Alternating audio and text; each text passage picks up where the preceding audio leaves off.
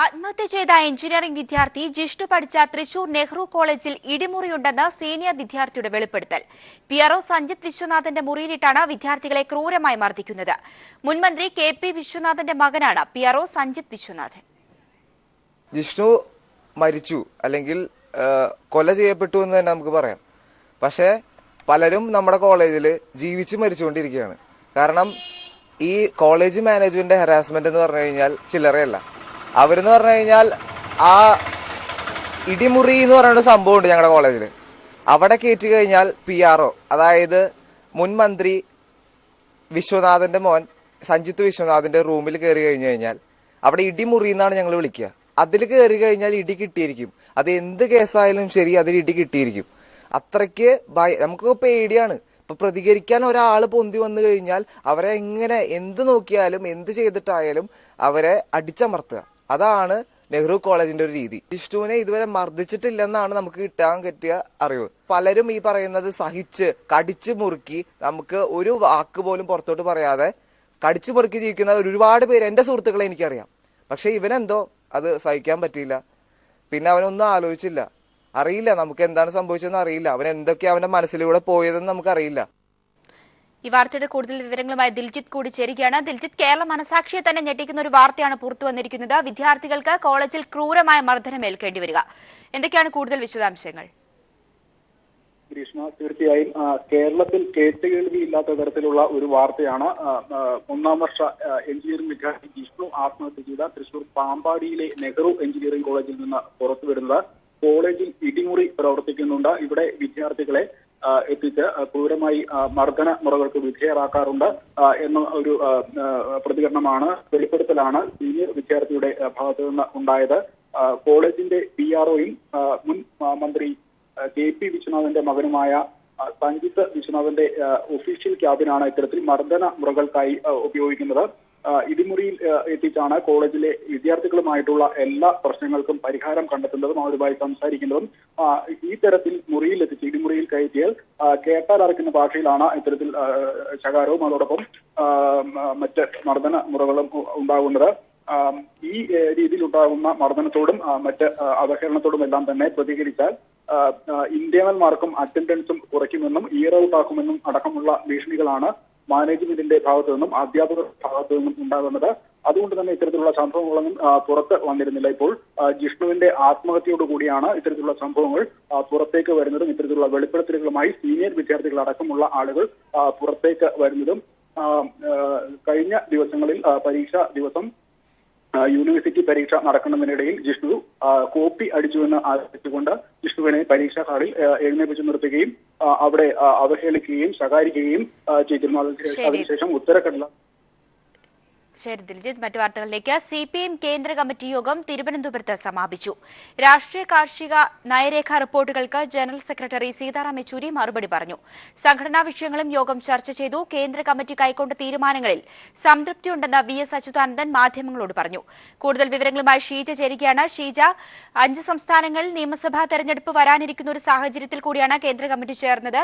എത്രത്തോളം പ്രസക്തമാണ് കേന്ദ്ര കമ്മിറ്റിയുടെ തീരുമാനങ്ങൾ?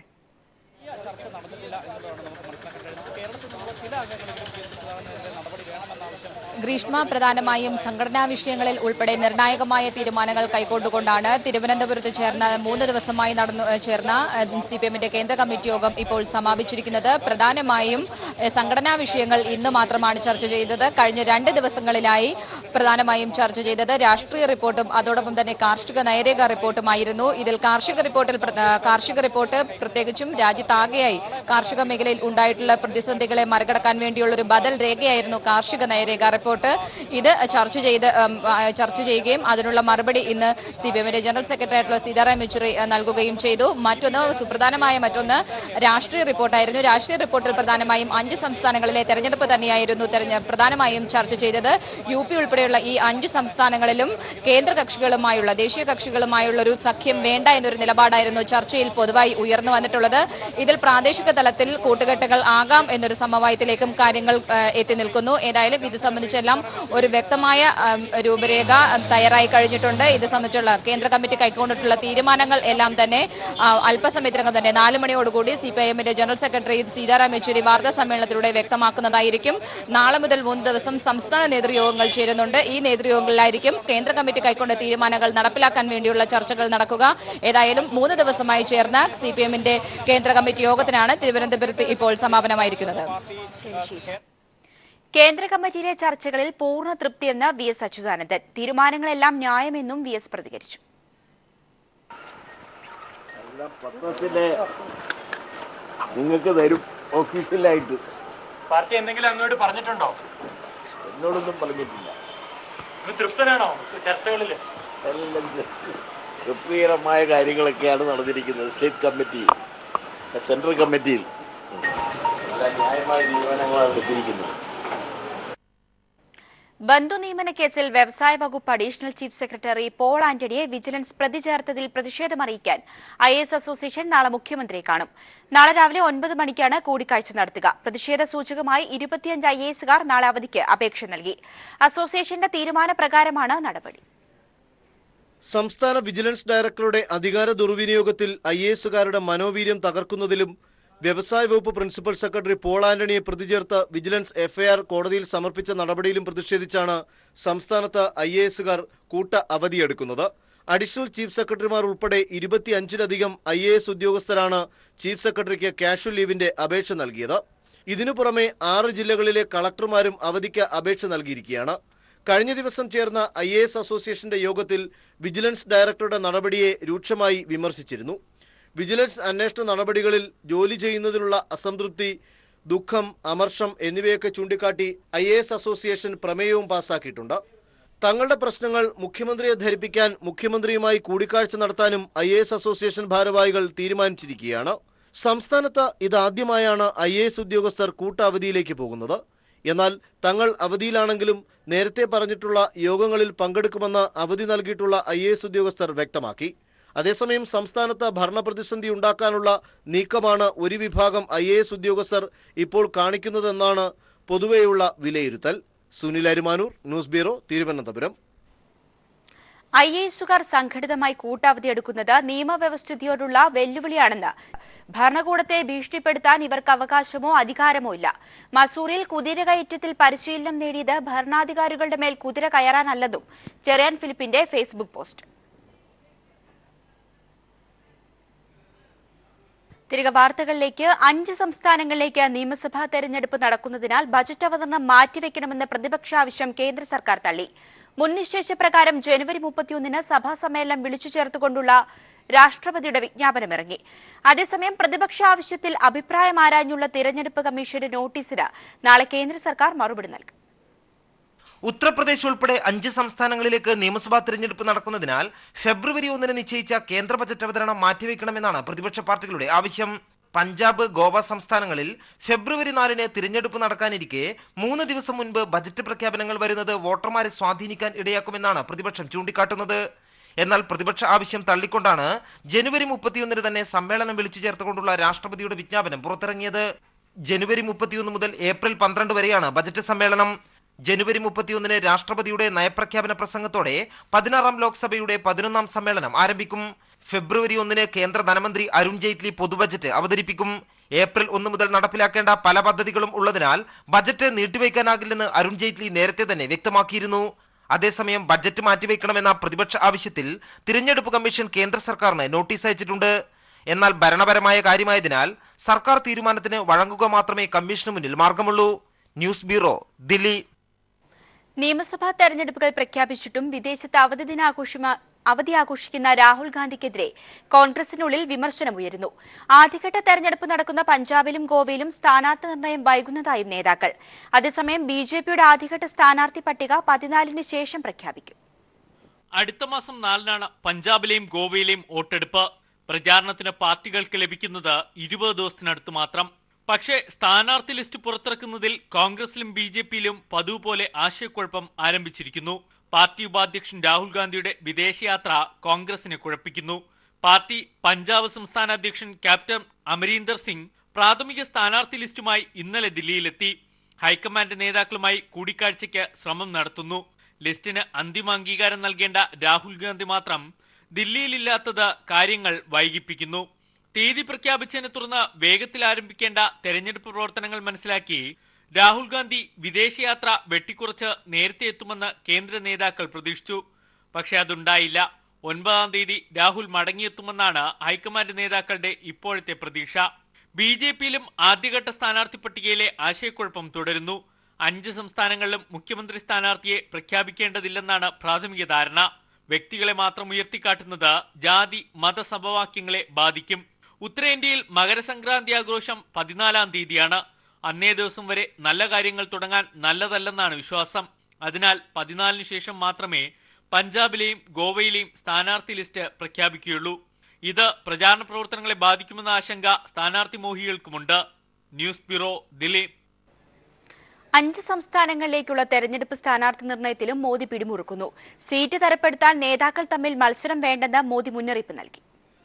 നിലവിൽ ഭരണത്തിന്റെയും പാർട്ടിയുടെയും കടിഞ്ഞാൺ കയ്യിൽ സൂക്ഷിക്കുന്ന നരേന്ദ്രമോദി നിയമസഭാ തിരഞ്ഞെടുപ്പുമായി ബന്ധപ്പെട്ട് ഉയർന്നു വരാനുള്ള തർക്കങ്ങൾ മുളയിലെ നുള്ളുകയാണ്. സ്ഥാനാർത്ഥിത്വത്തിന് അവകാശവാദം ഉന്നയിച്ച് ആരും വരേണ്ടതില്ലെന്നാണ് മോഡി നേതാക്കൾക്ക് മുന്നറിയിപ്പ് നൽകിയത്. ചിലർ സ്വന്തമായും മറ്റു ചിലർ ബന്ധുക്കൾക്ക് വേണ്ടിയും ടിക്കറ്റിനായി ചരടുവലി ആരംഭിച്ചിട്ടുണ്ട്. ഇത്തരം നീക്കങ്ങൾ അനുവദിക്കില്ല. യോഗ്യരെന്ന് തോന്നുന്നവരോട് പാർട്ടി മത്സരിക്കാൻ അങ്ങോട്ട് ആവശ്യപ്പെടുമെന്നും മോഡി നിർവാഹക സമിതി യോഗത്തിൽ പറഞ്ഞു. പാർട്ടി ദേശീയ നേതൃത്വത്തിലും സംസ്ഥാന നേതൃത്വത്തിലുമുള്ളവർ സ്ഥാനാർത്ഥി നിർണയ കാര്യത്തിൽ ശുപാർശയുമായി വരേണ്ടതില്ല എന്നാണ് മോഡി നൽകിയ സന്ദേശം. അതേസമയം ഉത്തർപ്രദേശിൽ മുഖ്യമന്ത്രി സ്ഥാനാർത്ഥിയെ പ്രഖ്യാപിച്ച് തിരഞ്ഞെടുപ്പിനെ നേരിടണമോ എന്ന കാര്യത്തിൽ നിർവാഹക സമിതി യോഗം തീരുമാനമെടുത്തില്ല. മോഡിയെ ഉയർത്തിക്കാട്ടി UPയിൽ ജനവിധി തേടാമെന്ന് നേരത്തെ ഏകദേശ ധാരണ രൂപപ്പെട്ടിരുന്നു. എന്നാൽ നോട്ട് നിരോധനം തിരിച്ചടിയാകുമോ എന്ന കാര്യത്തിൽ ആശയക്കുഴപ്പം നിലനിൽക്കുന്നതിനാൽ അന്തിമ തീരുമാനമായിട്ടില്ല. News bureau, Delhi. സമാജ്വാദി പാർട്ടിയിൽ സൈക്കിൾ ചിഹ്നത്തിനായുള്ള അവകാശ തർക്കം തുടരുന്നു. മുലായം സിംഗ് യാദവ് രേഖകളുമായി നാളെ വീണ്ടും തെരഞ്ഞെടുപ്പ് കമ്മീഷനെ കാണും. ഇന്നലെ അഖിലേഷ് യാദവ് ക്യാമ്പിനു വേണ്ടി തെരഞ്ഞെടുപ്പ് കമ്മീഷനെ കണ്ട രാംഗോപാൽ യാദവ് 1.5 ലക്ഷം പേജുകളുള്ള രേഖകൾ കൈമാറി. അതേസമയം അഖിലേഷ് യാദവ് സഖ്യ ചർച്ചകൾക്കായി നാളെ കോൺഗ്രസ് ഉപാധ്യക്ഷൻ രാഹുൽ ഗാന്ധിയുമായി കൂടിക്കാഴ്ച നടത്തിയേക്കും.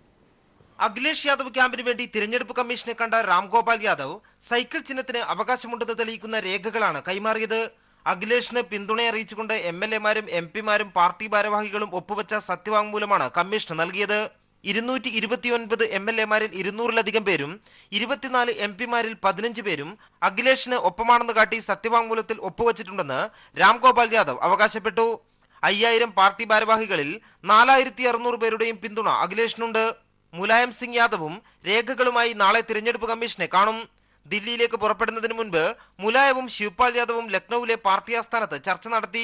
അതേസമയം അഖിലേഷ് യാദവ് ക്യാമ്പ് കോൺഗ്രസുമായി സഖ്യമുണ്ടാക്കാനുള്ള നീക്കങ്ങളും തുടരുകയാണ്.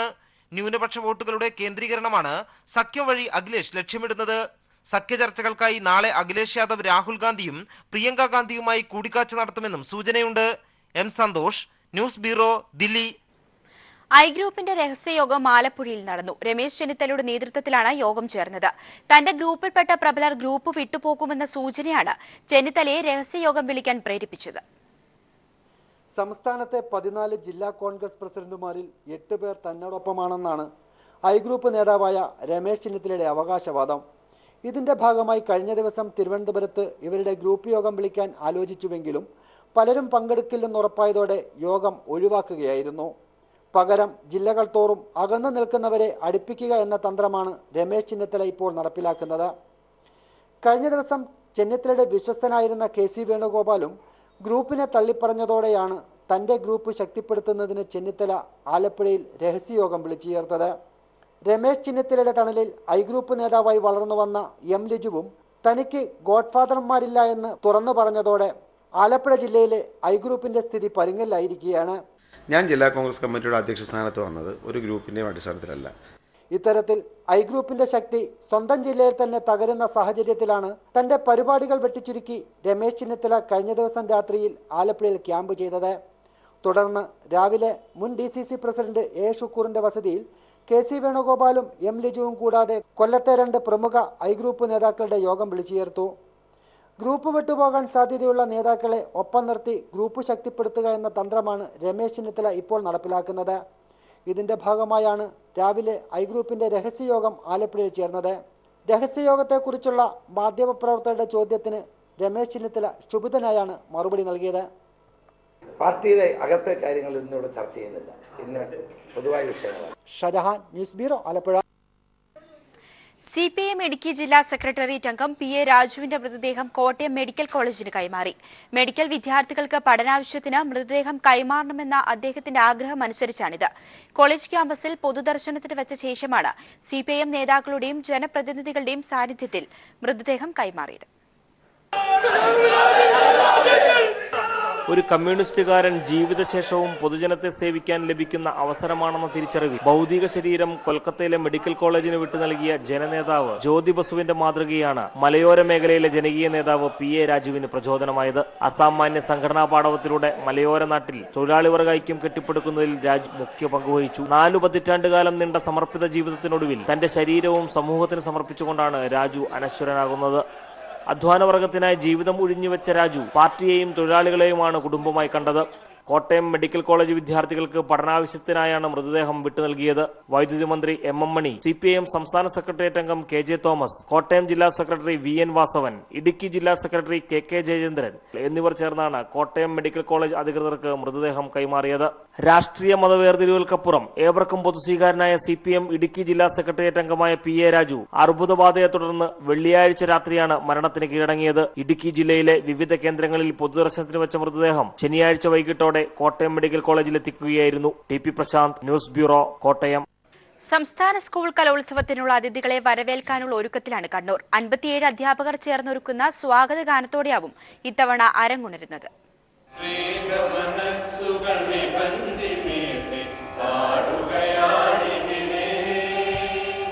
57ാം സംസ്ഥാന കലോത്സവത്തിന് ഒരാഴ്ച ബാക്കി നിൽക്കെ അണിയറയിൽ അധ്യാപകരും ഭാവി തലമുറയിലെ കലാകാരന്മാരെ സ്വീകരിക്കാനുള്ള നെട്ടോട്ടത്തിലാണ്. കണ്ണൂർ കലാവിരുന്നൊരുക്കുമ്പോൾ കണ്ണൂരിന്റെ പ്രൗഢി വിളിച്ചോതുന്ന സ്വാഗതഗാനം തന്നെയാവണമെന്ന് അവർക്ക് നിർബന്ധമുണ്ട്.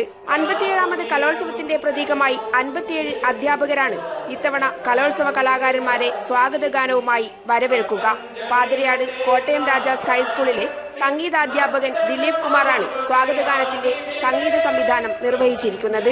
ഡോക്ടർ AS പ്രശാന്ത് കൃഷ്ണൻ സാറാണ് ഇതിന്റെ രചന നിർവഹിച്ചിരിക്കുന്നത്. വ്യത്യസ്തങ്ങളായ രാഗങ്ങളാണ്, വ്യത്യസ്തങ്ങളായ താളങ്ങളാണ് ഇതിനകത്ത് ഉപയോഗിച്ചിരിക്കുന്നത്. കഴിഞ്ഞ ഒരാഴ്ചക്കാലമായി അധ്യാപികമാരും അധ്യാപകരും പരിശീലനം ആരംഭിച്ചിരിക്കുകയാണ്. ഇത് വളരെ ഭംഗിയാക്കാൻ വേണ്ടി എല്ലാവരും നല്ല പരിശ്രമം നടത്തുന്നുണ്ട്. കാലം കൈകോർത്തു പിടിക്കും ചരിതം മലനാടിൻ ചരിതം ആടും മനസ്സിൽ സ്നേഹം. കലാകാരന്മാരെ വരവേൽക്കാനുള്ള തീവ്ര പരിശീലനത്തിലാണ് അണിയറയിൽ അധ്യാപകരും. കണ്ണൂരിൽ നിന്നും ക്യാമറമാൻ ജയൻ കല്യാശ്ശേരിക്കൊപ്പം PV ജോഷില. തട്ടേക്കാട് വനത്തിൽ നായാട്ട് സംഘാംഗം വെടിയേറ്റു മരിച്ച സംഭവത്തിൽ 2 പേർ കസ്റ്റഡിയിൽ. ഒളിവിൽ പോയ അജേഷ്, ഷൈറ്റ് എന്നിവരാണ് കസ്റ്റഡിയിലായത്. അബദ്ധത്തിലാണ് ടോണിക്ക് വെടിയേറ്റതെന്ന് ഇരുവരും മൊഴി നൽകി. ഇക്കഴിഞ്ഞ 4-ാം തീയതി രാത്രിയാണ് തട്ടേക്കാട് പക്ഷി സങ്കേതത്തിൽ തൊപ്പിമുടി ഭാഗത്ത് നായാട്ട് സംഘത്തിൽപ്പെട്ട വഴുതനപ്പള്ളി ടോണി വെടിയേറ്റു മരിച്ചത്.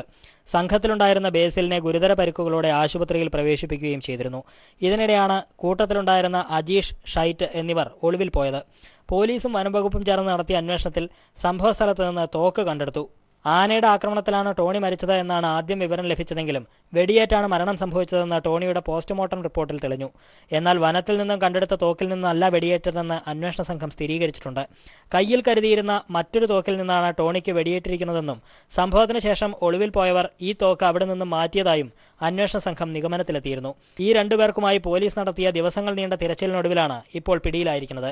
ആനയിൽ നിന്നും രക്ഷപ്പെടാനായി വെടിവെച്ചപ്പോൾ അബദ്ധത്തിൽ അത് ടോണിക്ക് കൊള്ളുകയായിരുന്നുവെന്നാണ് ഇരുവരും പ്രാഥമികമായി മൊഴി നൽകിയിരിക്കുന്നത്. 2 പേരെയും പോലീസ് വിശദമായി ചോദ്യം ചെയ്തു വരികയാണ്. News bureau, Kochi. Bhima jewellers കെട്ടിട നിർമ്മാണ മേഖലയിലേക്ക്. അർബൻ സ്കേപ്പ് പ്രോപ്പർട്ടീസ് എന്ന സംരംഭത്തിലൂടെയാണ് ഭീമ കേരളത്തിലുടനീളം അപ്പാർട്ട്മെന്റുകൾ, വില്ലകൾ, കൊമേഴ്ഷ്യൽ കോംപ്ലക്സുകൾ തുടങ്ങിയവ നിർമ്മിക്കുക.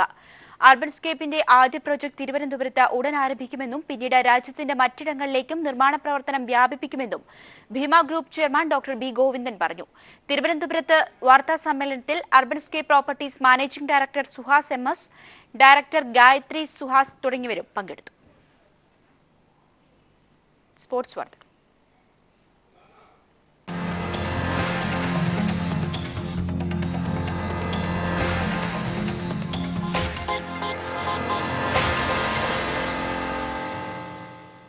സന്തോഷ് ട്രോഫി യോഗ്യതാ റൗണ്ടിൽ രണ്ടാം ജയത്തോടെ സാധ്യത സജീവമാക്കി കേരളം.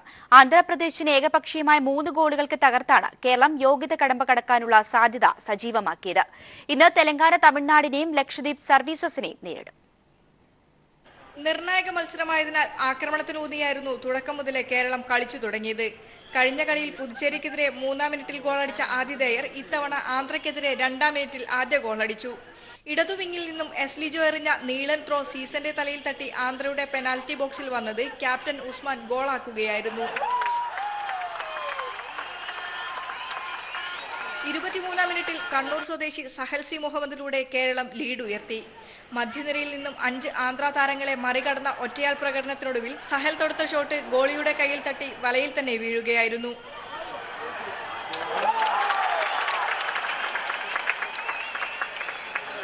പതിവ് രീതിയിൽ ആക്രമിച്ചു കളിച്ച കേരള നിര തൊടുത്തുവിട്ട 1/2 ഡസൻ ഷോട്ടുകളാണ് ആന്ധ്ര ഗോളി ഹരിബാബു രക്ഷപ്പെടുത്തിയത്.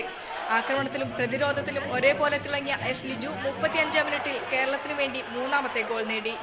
ശ്രീരാഗ് തൊടുത്തുവിട്ട ഫ്രീ കിക്ക് മനോഹരമായ ഹെഡറിലൂടെ വലയിലെത്തിക്കാൻ ലിജുവിന് നിഷ്പ്രയാസം സാധിച്ചു. ആദ്യ പകുതിയിൽ ആക്രമിച്ചു കളിച്ച കേരളം 2-ാം പകുതിയിൽ നിറം മങ്ങിയെങ്കിലും അവസരം മുതലാക്കാൻ ആന്ധ്ര താരങ്ങൾക്ക് കഴിയാതെ വന്നതോടെ മറുപടിയില്ലാത്ത 3 ഗോളുകൾക്ക് കേരളം വിജയിച്ചു. ആദ്യ മത്സരത്തിൽ പുതുച്ചേരിയെ എതിരില്ലാത്ത 3 ഗോളിന് കീഴടക്കി കർണാടക യോഗ്യതാ റൗണ്ട് കടക്കാനുള്ള സാധ്യതകൾ സജീവമാക്കി. മത്സരത്തിൽ കർണാടകയോട് തോറ്റതോടുകൂടി പുതുച്ചേരി യോഗ്യതാ റൗണ്ടിൽ നിന്നും പുറത്തായി. ക്യാമറമാൻ ഇക്ബാൽ വട്ടകുളത്തിനൊപ്പം വിനിഷ വൃന്ദാവൻ, ന്യൂസ് ബ്യൂറോ, കോഴിക്കോട്.